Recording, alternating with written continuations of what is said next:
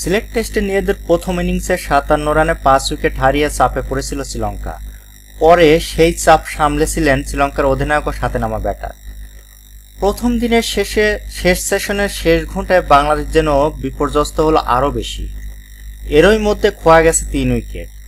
দ্বিতীয় দিনে নিজেদের প্রথম ইনিংসে মাঠে নামার আগেই তাই অনেকটা চাপেই আছে টিম টাইগার্স।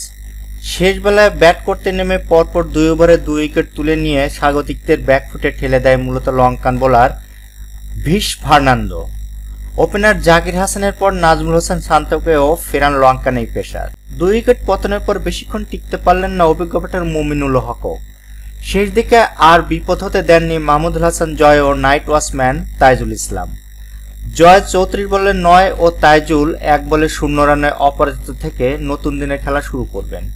সিলেটের টস হেরে ব্যাট করতে নেমে টাইগার পেসারদের তোপে চরম ব্যাটিং বিপর্যয়ে পড়ে কামিন্দু মেন্ডিসও অধিনায়ক ধনঞ্জয় ডি সিলভার জোড়া সেঞ্চুরিতে ৬৮ ওভারে ২৮০ রানে থেমেছিল লঙ্কানদের ইনিংস।